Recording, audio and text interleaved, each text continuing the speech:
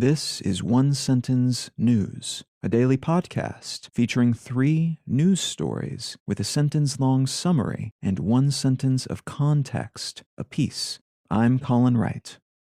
This is a sponsored message. I've been using Anchor as my podcast host for a while now, and it's been a pleasure to use. Anchor offers benefits that most other hosts do not. It's free to use, but it also has a collection of tools that allow you to create a podcast completely within the Anchor website or smartphone app. They distribute your show to Apple Podcasts, Spotify, and all the other distribution channels without any additional effort on your part, and you can make money from your podcast without any minimum audience size. So you can use it as a more traditional podcast host like I do, but it's also got everything you need to start a podcast from scratch. If you're keen to give it a shot, download the free Anchor app or go to anchor.fm to get started. It's Monday, September 12th, 2022. Let's talk about the news. From BBC News, new malaria vaccine is world-changing, say scientists. Scientists at the University of Oxford have announced that a vaccine they developed has demonstrated an up to 80% effectiveness against malaria in recent trials, and they've already worked out a deal with the Serum Institute of India to produce more than 100 million doses of it a year. This comes on the heels of the historic approval of another malaria vaccine, which also showed high effectiveness. But the folks behind this new one, which should roll out next year, say that their approach is more effective, can be manufactured at a greater scale, and can be made for only a few dollars per dose, which is important when there are about 229 million new cases of malaria tallied each year, which cause about 409,000 deaths each year, most of them in Africa.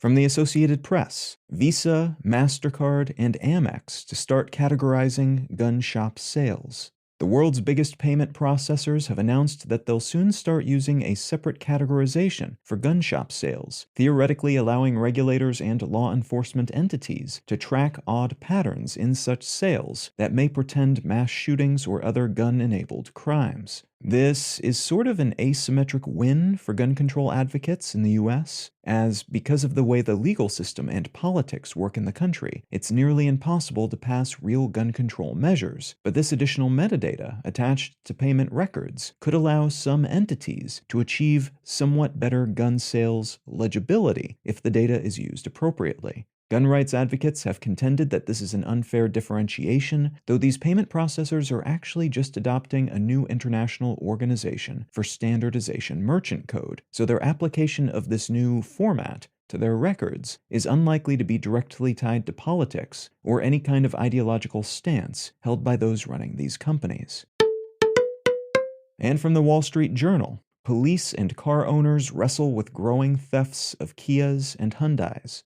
There's been a huge surge in the theft of Kias and Hyundais built in recent years because of a social media challenge that involves stealing them and then drag racing them down streets. That challenge enabled by a flaw in some of these car manufacturers' key and ignition technologies. The companies behind these 2 car brands, Hyundai Motor Company, says that their newest models have fail-safes that prevent this kind of theft. But there are several lawsuits working their way through various court systems, focused on how easy these recent model cars are to steal. And some cities, including St. Louis, where the city government has threatened legal action against Kia and Hyundai if they don't do something about this issue, have seen an incredible uptick in thefts and crashes of these models, as mostly teenagers participating in social media, primarily TikTok and YouTube, challenges record themselves stealing the cars, sometimes providing how-to instructions for others who want to do the same, and then joyride them very fast down city streets, taunting police, and with some frequency crashing them into other cars, trees, people, or buildings before fleeing on foot.